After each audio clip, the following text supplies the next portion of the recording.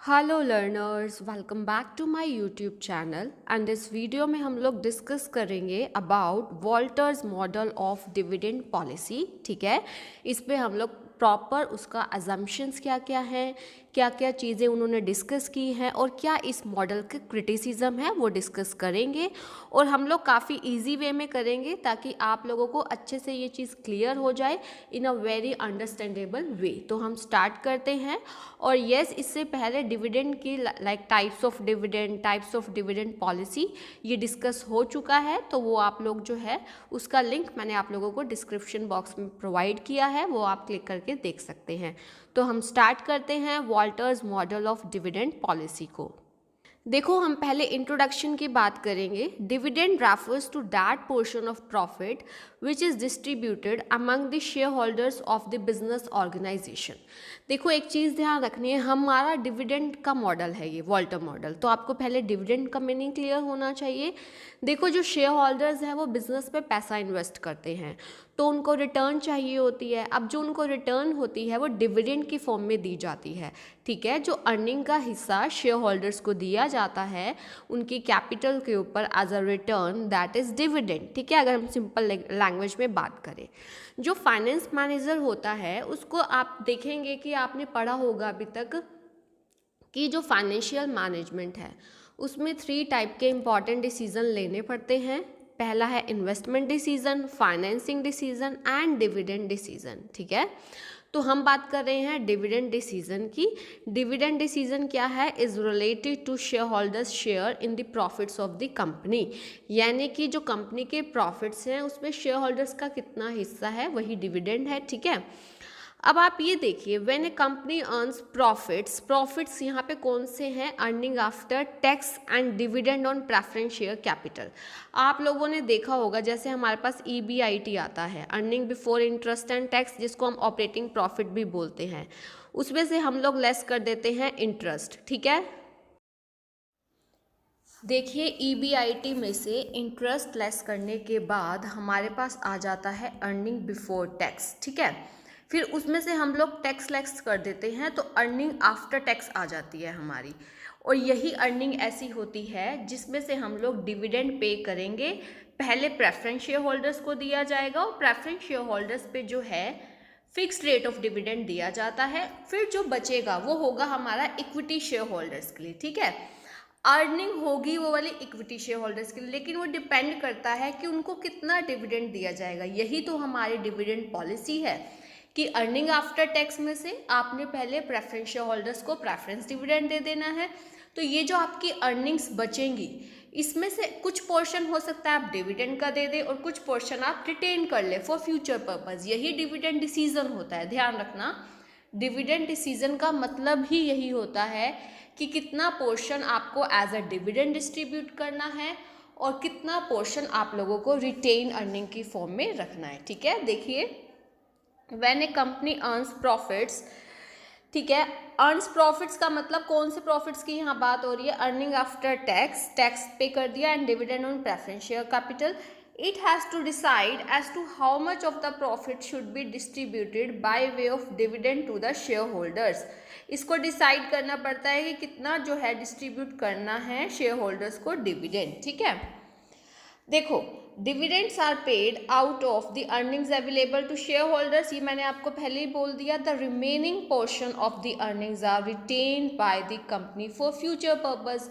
जितना portion dividend का देना है, ठीक है, बाकी कंपनी रिटेन कर लेगी फ्यूचर पर्पस के लिए।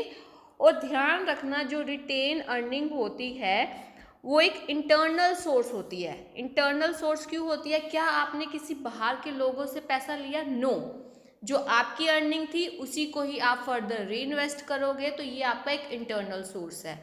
देखो, जब भी मैं आपको टॉपिक करवाऊंगी साथ के साथ आपको उससे रिलेटेड MCQs भी करवाऊंगी, ताकि एक तो आपको डिटेल में टॉपिक के बारे में पता हो, जिन स्टूडेंट्स के लिए ज़रूरी है, लर्नर्स के लिए, और जो लोग आगे जो है कॉम्पिटिटिव एग्जाम की तैयारी करेंगे उनको MCQs भी पता हो कि इस टॉपिक में से कैसे बन सकते हैं। जैसे कई बार आपका क्वेश्चन आता है कि कंपनी के इंटरनल सोर्स फाइनेंस कौन सा है, आपको एक ऑप्शन जरूर मिलेगा उसमें रिटेन अर्निंग, तो हमारा जो आंसर है वो होगा रिटेन्ड अर्निंग। ओके, ये चीज़ ध्यान रखनी है। देखो अब हमारा मेन जो टॉपिक है, हमारे टॉपिक का नाम है Walter model of dividend policy. Dividend policy में हम लोग क्या देखते हैं कि कितना हमने डिविडेंड डिस्ट्रीब्यूट करना है और कितना हमने रिटेन करके रखना है, यही देखते हैं हम लोग। तो इसमें ना डिविडेंड डिसीजन में दो टाइप की थियोरीज हैं। एक होती है हमारी थ्योरी ऑफ इररिलेवेंस, ठीक है, एक होती है हमारी थ्योरी ऑफ रेलेवेंस। ध्यान रखना है, एक कौन सी होती है, एक होती है थ्योरी ऑफ इररिलेवेंस, एक होती है आपकी थ्योरी ऑफ रेलेवेंस। तो आपको क्या ध्यान रखना है, देखो अगर हम बात करें इररिलेवेंस की, इररिलेवेंस का मतलब यहाँ पे ये होता है कि यहाँ पे डिविडेंड डिसीजन का फर्म की वैल्यू पे कोई भी इम्पैक्ट नहीं पड़ता है। ध्यान रखना, कोई चीज़ इररिलेवेंट कब होगी, जब उसका किसी भी चीज़ पे कोई भी इफेक्ट नहीं पड़ेगा। तो यहाँ पे ध्यान रखना है, दो कैटेगरीज है हमारी, एक थ्योरी ऑफ इररिलेवेंस है, एक थ्योरी ऑफ रेलेवेंस है। थ्योरी ऑफ इररिलेवेंस की अगर हम बात करें तो इसका मतलब ये होता है कि ये मानती है कि डिविडेंड डिसीजन का वैल्यू ऑफ द फर्म पे कोई भी इम्पैक्ट नहीं पड़ेगा, इक्विटी शेयर्स के या शेयर्स के मार्केट प्राइस पे कोई भी इम्पैक्ट नहीं पड़ेगा, आप डिविडेंड सारा का सारा डिस्ट्रीब्यूट कर दो या ना करो, मतलब इस टाइप से। तो इसमें जो थियोरी है वो आपकी है एक रेजिडुअल अप्रोच, एक है मोदिग्लानी एंड मिलर अप्रोच, जिसको हम लोग शॉर्ट में MM अप्रोच भी बोलते हैं, ठीक है। एक चीज़ ध्यान रखना, कई बार आपका MCQ ये बन सकता है, बताइए कि which of the following is an irrelevant theory of dividend decision. तो आपको रेलेवेंट और इररेलेवेंट पता होना चाहिए, तभी आप आंसर दे पाएंगे ना। अब बात करते हैं थ्योरी ऑफ रेलेवेंस की। थ्योरी ऑफ रेलेवेंस ये बोलती है कि जो डिविडेंड डिसीजन है उसका इम्पैक्ट पड़ता है वैल्यू ऑफ द फर्म पे, उसका इम्पैक्ट पड़ता है ये डिविडेंड डिसीजन का, ठीक है। यानी कि आप कितना डिविडेंड देते हैं उसका इम्पैक्ट ऑब्वियसली पड़ेगा, ठीक है। तो इस पे दो हैं आपके ध्यान रखने हैं, एक है वॉल्टर अप्रोच, एक है गॉर्डन अप्रोच, ओके। तो अब हम डिस्कस करते हैं वॉल्टर्स मॉडल को, और वॉल्टर मॉडल को हम लोग काफ़ी इजी लैंग्वेज में समझेंगे। देखिए वॉल्टर्स मॉडल का नाम, वॉल्टर्स, ये देखो इनका नेम प्रोफेसर जेम्स ई वॉल्टर के नाम पे पड़ा, क्योंकि उन्होंने ये मॉडल दिया है, इसीलिए इसका नाम Walter's model of dividend policy पड़ा। ये आपको पता होना चाहिए कि कौन सा पर्टिकुलर मॉडल किसने दिया है। देखिए Professor James E. Walter argues that the choice of dividend policies almost always affects the value of the business organization. देखो मैंने आपको बोला ये आपका जो है रेलिवेंट मॉडल है। अब ये रेलिवेंट मॉडल है तो इसमें ये होगा कि क्या आप डिविडेंड पॉलिसी क्या चूज करते हैं और इसका ऑलवेज इम्पैक्ट पड़ेगा बिजनेस ऑर्गेनाइजेशन की वैल्यू पर, ठीक है। His model shows that dividends are relevant and have a bearing on the firm share prices. यानी कि अगर आप डिविडेंड डिसीजन कैसा लेते हैं उससे फर्म की वैल्यू पे भी और ऑब्वियस है फर्म की शेयर प्राइसेस पे भी इम्पैक्ट पड़ेगा, तभी तो रेलिवेंट है, ठीक है। Also the investment policy can not be separated from the dividend policy since both are interlinked. उन्होंने ये बोला है, ध्यान रखनी है वॉल्टर, मैंने सारी इंपॉर्टेंट चीज़ें ही लिखी हैं तो आपको ध्यान रखनी है, ठीक है, एक्स्ट्रा कुछ भी नहीं लिखा। तो उन्होंने क्या बोला है वॉल्टर ने कि आप इन्वेस्टमेंट पॉलिसी को डिविडेंड पॉलिसी से अलग नहीं कर सकते हैं, दोनों ही इंटरलिंक्ड हैं। देखो हर एक मॉडल की कुछ ना कुछ एजम्पशंस होती हैं और यही एजम्पशंस काफ़ी मेन रोल प्ले करती हैं। आपको ये एज्यूम करना पड़ेगा तभी ये मॉडल ट्रू होगा, ठीक है। तो एजम्पशंस पे भी MCQ आ जाता है आप लोगों का कि बताइए कौन सी एजम्पशन नहीं है, तो आपको पता होगी तभी आप बता पाएंगे, बाकी डिटेल में तो हम कर ही रहे हैं। तो जो वॉल्टर्स मॉडल है is based on the following assumptions. क्या क्या एजम्पशन है? फर्स्ट है the firm finances all its investment through retained earning that is debt और new equity is not issued. ध्यान रखना वॉल्टर ने ये एज्यूम किया था अपने मॉडल में कि जितनी भी हमने इन्वेस्टमेंट करनी है आगे, वो मतलब इन्वेस्टमेंट जो भी होगी वो हमारी रिटेन अर्निंग से ही होगी, यानी कि जो हम अर्निंग का पोर्शन रिटेन करके रखते हैं उसी से ही होगी, ना कोई डेट यूज़ किया जाएगा ना ही कोई न्यू इक्विटी। यहाँ पे टर्म न्यू इक्विटी क्यों आई? क्योंकि देखो इक्विटी तो इशू की हुई है हमने, तभी तो आपका यहाँ पे देखो इक्विटी इशू करना तो बहुत ज़्यादा ज़रूरी है, यानी कि डेट और न्यू इक्विटी नहीं आगे के लिए इशू की जाएगी क्योंकि जो रिटेन अर्निंग है वही यूज़ करेंगे। दूसरा उन्होंने क्या माना, मोस्ट इम्पॉर्टेंट इसकी अजम्पशन है कि फर्म का internal rate of return and it's cost of capital R constant. Internal rate of return का मतलब जो फर्म है वो कितना कमा रही है अपनी इन्वेस्टमेंट पे, और कॉस्ट ऑफ कैपिटल का मतलब जो जिन लोगों ने इन्वेस्ट किया हुआ है कंपनी में, जैसे कि इक्विटी शेयर होल्डर्स वगैरह, उन लोगों को कितना रिटर्न दे रही है, वो रिटर्न दे रही है कंपनी, तो कंपनी के लिए वो कॉस्ट ऑफ कैपिटल हो गई। ठीक है, तो फर्म्स का internal rate of return and cost of capital constant है। और देखिए 100% रिटेंशन और पे आउट, इसको समझिए।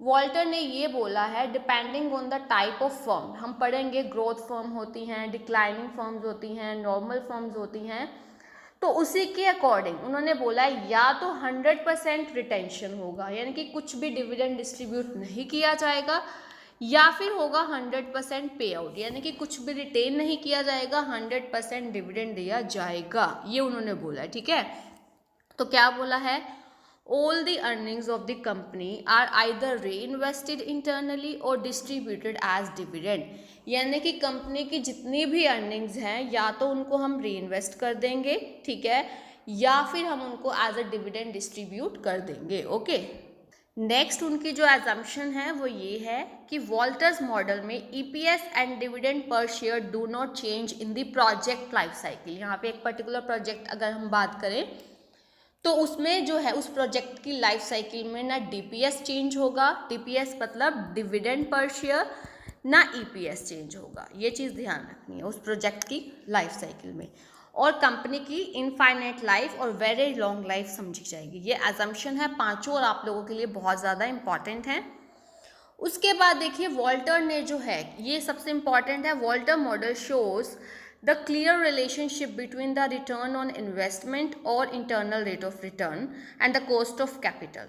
देखो एक चीज़ आपको क्लियर होनी चाहिए, इंटरनल रेट ऑफ रिटर्न और रिटर्न ऑन इन्वेस्टमेंट एक ही बात है कि कंपनी ने कहीं इन्वेस्ट किया है तो उसको रिटर्न मिल रही है, और कॉस्ट ऑफ कैपिटल क्या होती है कि जो कंपनी ने शेयर्स वगैरह जो इशू किए हुए हैं उस पर लोगों को रिटर्न भी तो देना पड़ेगा ना शेयर होल्डर्स को, वो कंपनी के लिए कॉस्ट ऑफ कैपिटल हो गई।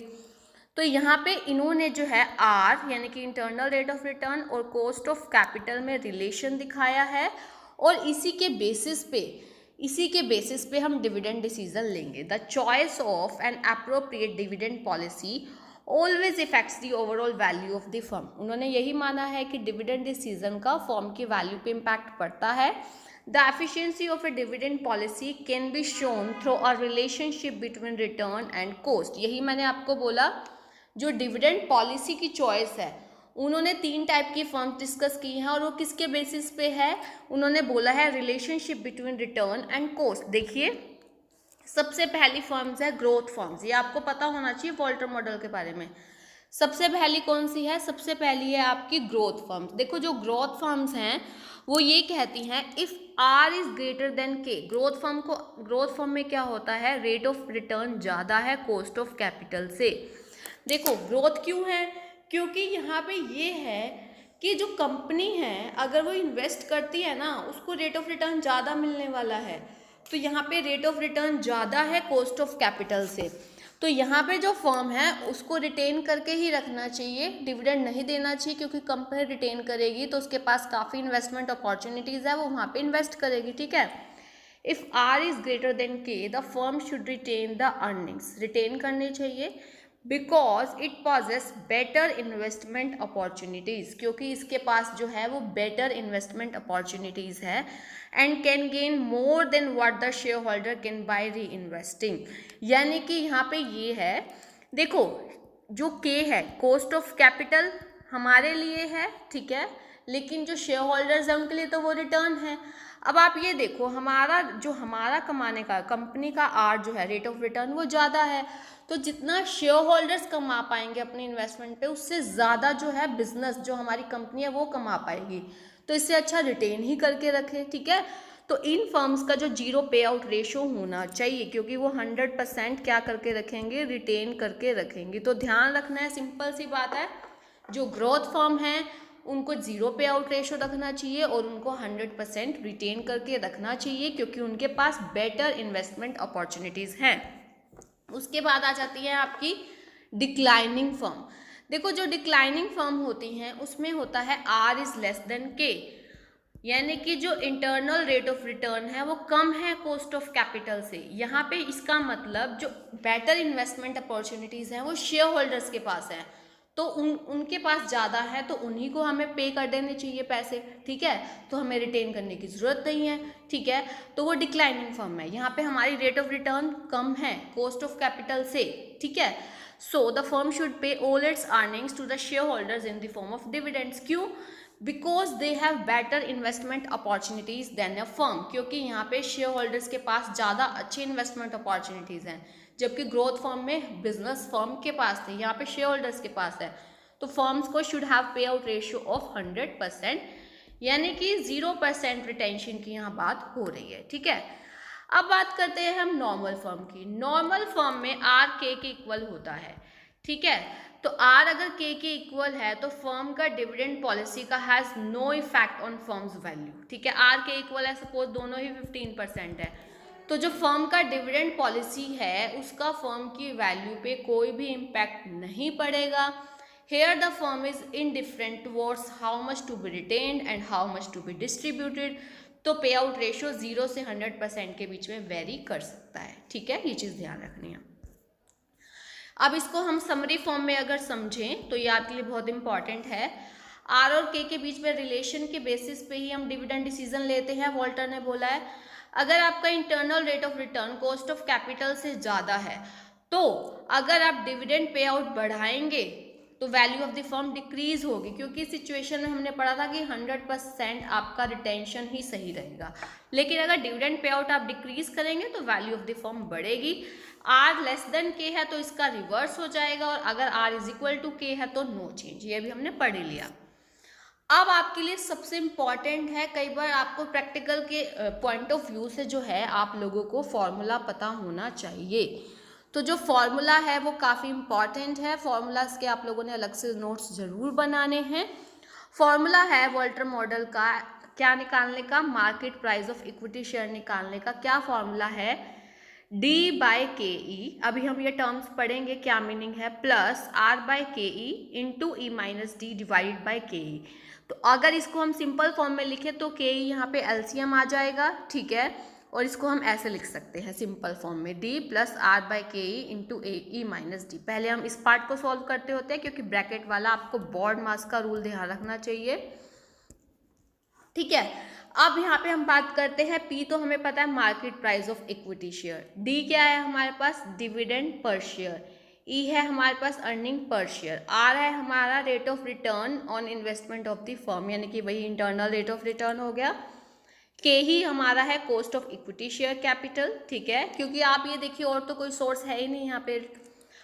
अब देखो वैल्यू ऑफ द फर्म यहाँ पे क्या होगा, वैल्यू ऑफ द फर्म होगा हमारा एन इंटू पी। क्यों? क्योंकि एन क्या है हमारे number of outstanding equity share, P है उनका मार्केट प्राइस, तो ऑब्वियस है नंबर ऑफ शेयर्स को नंबर ऑफ शेयर्स को आप market price of equity share से अगर मल्टीप्लाई करते हैं तो आपके पास वैल्यू ऑफ द फर्म ही आएगी। अब आपको एक प्रैक्टिकल करवाती हूँ, आपको बहुत अच्छे से क्लियर हो जाएगा। देखिए आपको इन्फॉर्मेशन दी हुई है जी लिमिटेड की, आपको प्रॉफिट्स आफ्टर टैक्स दिए हुए हैं, डिविडेंड पे आउट रेशियो 50% दिया हुआ है, नंबर ऑफ इक्विटी शेयर 50,000 है, कॉस्ट ऑफ इक्विटी 10% है, rate of return on investment 12% है।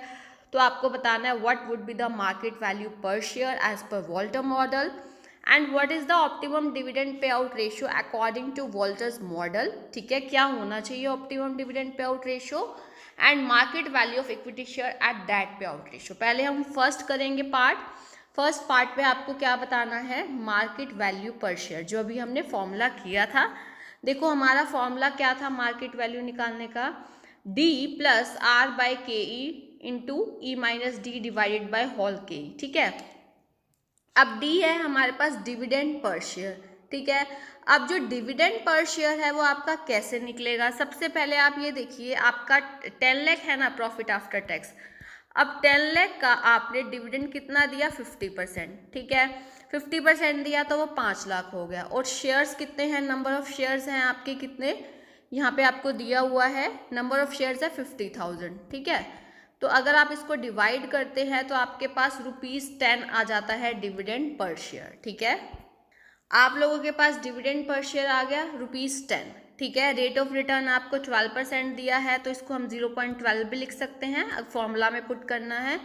कॉस्ट ऑफ इक्विटी 10% है। अर्निंग पर शेयर कैसे निकालते हैं, आपको सीधा अर्निंग पर शेयर का फॉर्मूला क्या होता है, आपको नेट प्रॉफिट आफ्टर टैक्स कितना दिया हुआ है, 10 लाख दिया हुआ है क्वेश्चन में, ठीक है।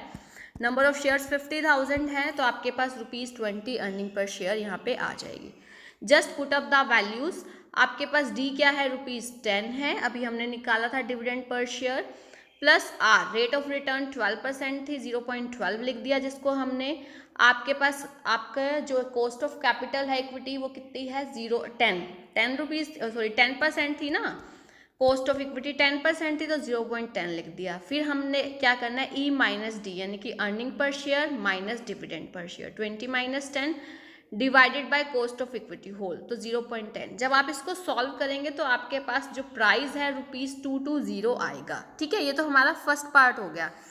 अब आप सेकंड पार्ट समझिए। सेकंड पार्ट में आपको बोला है what is the optimum dividend पे out ratio according to Walter's model and market value of equity share at that पे आउट रेशियो। अब आपको यहाँ पे बोला क्या है कि ऑप्टिमम डिविडेंड पे आउट रेशियो कितना होना चाहिए अकॉर्डिंग टू वॉल्टर मॉडल। अभी मैंने आपको करवाया, अगर आर जो है rate of return cost of capital से ज़्यादा है तो आपको सारा का सारा रिटेन करके रखना चाहिए, क्योंकि आपके पास बेटर इन्वेस्टमेंट अपॉर्चुनिटीज़ हैं, बिजनेस ऑर्गेनाइजेशन के पास बेटर इन्वेस्टमेंट अपॉर्चुनिटी है।